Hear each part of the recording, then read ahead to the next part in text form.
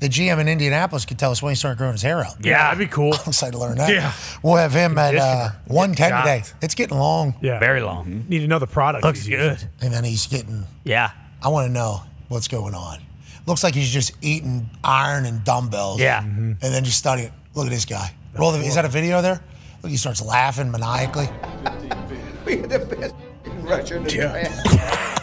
Laiatu Latu, obviously. Looks like an evil villain. Yeah, he does. And the laugh is perfect.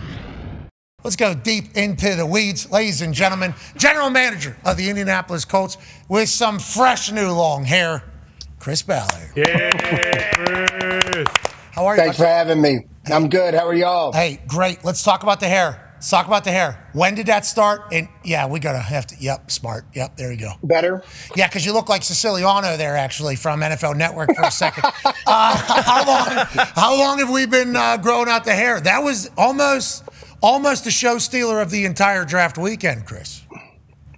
Last summer, we vacationed up in northern Wisconsin every summer, and good family friend of mine, and I went to college with. His family meets us, and his son, Jack, who is great, you know, he had this beautiful hair. And I said, damn, your hair looks good. And he looked at me and said, you know, why don't you grow yours out? I said, all right. So that's what we'll do. We'll do it for a year. And so it's been since last July. And, of course, he works football. He's still in college, but he works on a team. And I look up about week 3 of the season. I see him on the sideline. And he has got a shaved head. Oh, wait. I go, hold on here, man.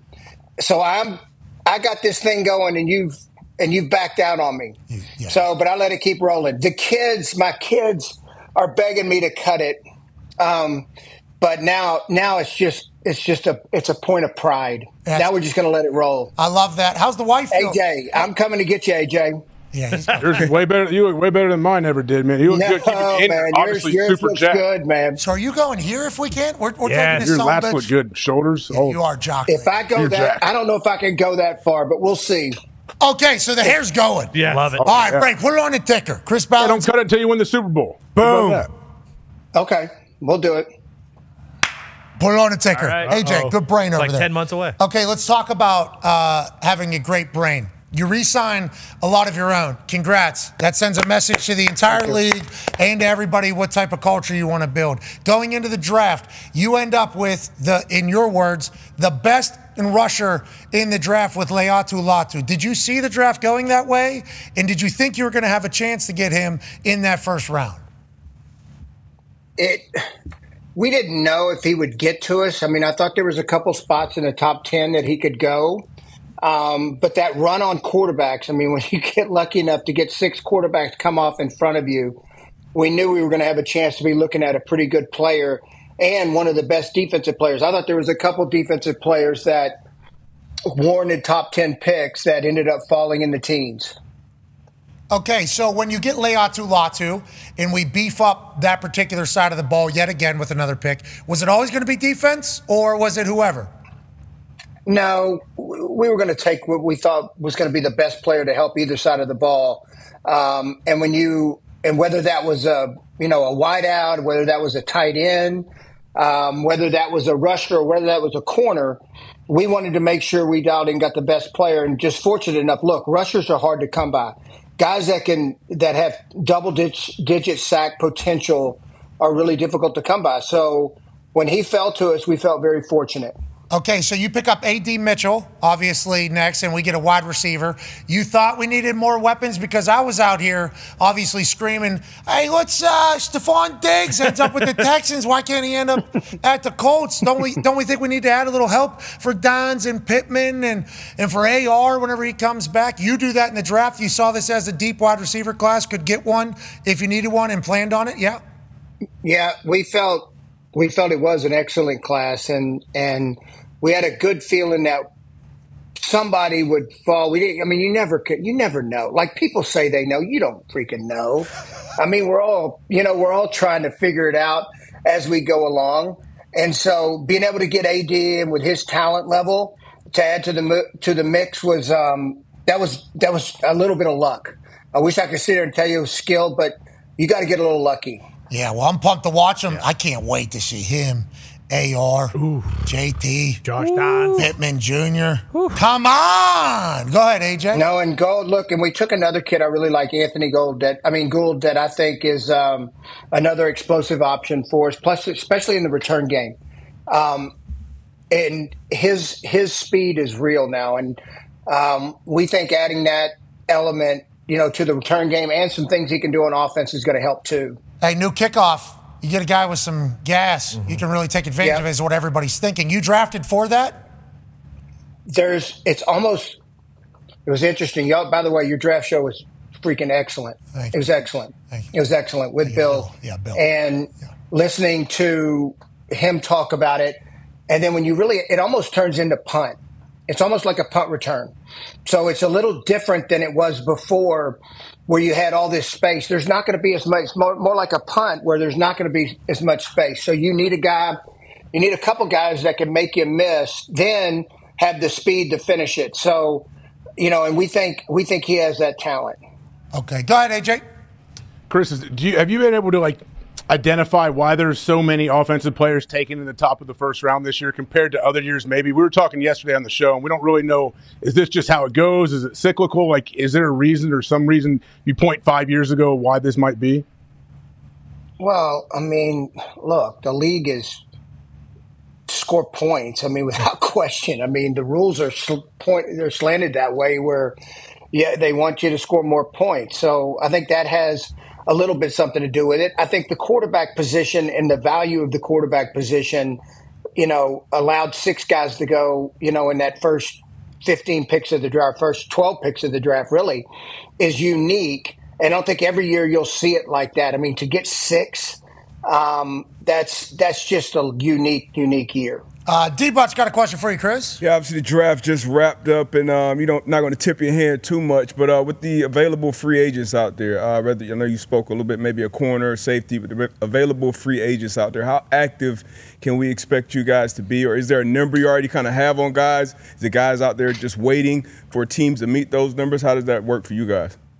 Well, right now, we're always gauging that market, and we'll be pretty patient here. I want to see how these guys respond. And I know we've got our secondary's got a lot of criticism because they're young, but we do think they're very talented, especially with Juju coming off and hopefully get a healthy year out of here. I think Jones I thought he played really well for a rookie, about as well as you can expect any rookie to play. Getting Kenny Moore back, getting Flowers back in the mix. That's a position we feel good about. And then being able to sign Blackman back at the safety position, and then getting Scott back, who got hurt last year during the last mini camp towards ACL, who we drafted in the 5th last year, that we think really has big upside. We're excited for. But look, we've got our eyes on the market. Sure, like everybody else does. And between now and the start of the season and the end of the season, we'll make sure we got enough that we can win games with. Yeah, last year at training camp, you said, corner's young, but we're going to learn quickly. We're going to learn quickly. And you had a lot of trust in him. And, hey, we're so close to the playoffs last year. Yep. So many injuries, brand new head coach. Obviously, training camp situation with Jonathan Taylor ends up getting settled. But it was like last year had so much adversity and so much shit, still almost made the playoffs and won the AFC South. I assume hopes are, let's go, right? Yeah. No, look, and I give this stat, you find out when excuse me, I'm not going to cuss anymore on TV. Don't be a loser. Don't let him be. Is that Conti telling you what to do? Hey, Conti, shut up, Conti. This guy's allowed to talk however the hell he wants. Connie's shark tattoo, you have no idea the gift. That was the gift that keeps on giving. Okay, good. It just keeps on giving. Oh, he's the best. Conti is the best. And you're allowed to swear however you want. It means you're telling the truth, I think, personally. Well, hey, look, as listening to the Draft Day show, I go, man, that is awesome. They're just being real on the Draft Day show. That thing was great. Okay, thank you. Mad Mel certainly had some moments. Out there. No, but when it comes the staff, to watch Shane and them work, you don't know. The turnover with head coaches in this league is crazy. So you don't know. And to watch them react under extreme circumstances when it gets hard and still be able to find a way that's exciting because Shane and the staff never once flinched. Shane, whoever, I mean, he always tells, look, Chris, we'll make work whoever we got. And that's a fun thing as a general manager because whatever a guy can do, he's going to find a way to make him work. Yeah, it's been fun to watch. I mean, just as a season ticket holder, now going to be in there. Thank you, Pete Ward. Thank you, Pete Ward. And you, I assume you're a part of that entire. Yep, there it is. Yep. Okay, I appreciate you doing that. The style of football this past season versus 2 years ago is like, it was impossible to watch. Now everything's exciting. We're in it. We love Shane Steichen around here, and I think for good reason. He was at the Pacers game the other night. They put him on camera. He goes, let's go. Even does like a little bit of a human motivation. I love him. I can't wait to see what your team does. I also appreciate you sticking up for a lot of people. Connor's got the last question for you. Yeah, Chris, obviously with the draft always comes teams bashing players, sometimes because, you know, they want that guy, sometimes just because they're starting a narrative. And you came out and talked about, you know, what was going on with AD Mitchell, and he dropped, obviously. But how do you balance that as a GM, you know, hearing those rumors and then also kind of taking into account who, you know, the person is that you interviewed? And then just out of curiosity, were you really mad because you were the one spreading rumors about AD Mitchell so you would get him? No, it wasn't me. Truth be told, right before I walked in, Connie showed me something, and it kind of set me off, and just the timing and of it, you know, happened to set a little spark with me. We do our own work, and I'm not going to let the outside noise dictate what we do and who we take and who we draft. I have a lot of faith in our scouts in the work they've done, our coaches in the work they've done. Look, not everybody when you're 20, 21, 22 years old is perfectly.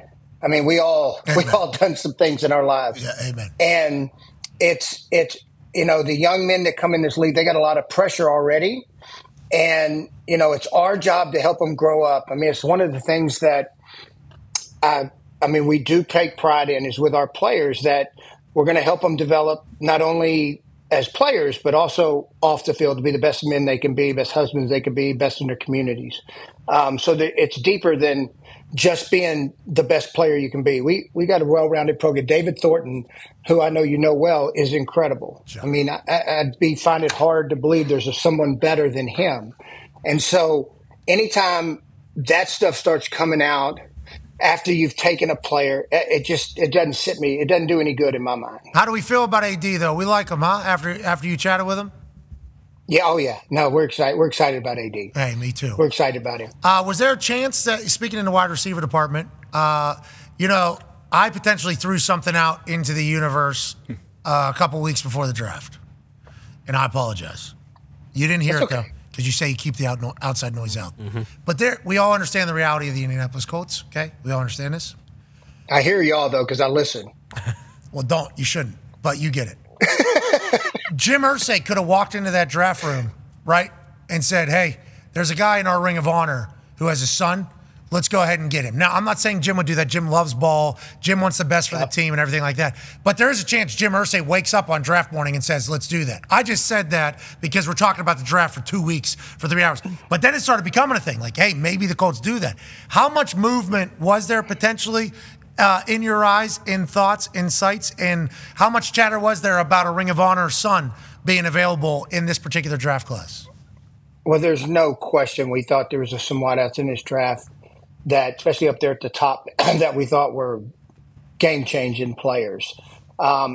You've got to be able to make a move like that, you got to have a team that wants to move. And, you know, usually when a team wants a quarterback, well, they're not going to take the chance to move down.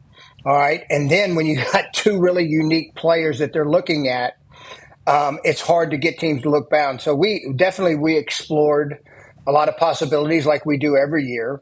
But at the end of the day, we ended up staying put at 15 and taking Latu, which we're very pleased with. And then AD Mitchell. I mean, it feels like it worked out for every team. Seemingly, we're excited to watch them. And always say, everybody, it's worked out for everybody right now. Not everybody. Yeah. I don't know if you hear what's going on in Atlanta, Chris. Ladies and gentlemen, Chris Ballard. Thank you, Chris. What a draft. What a draft. Unreal. Chris Ballard.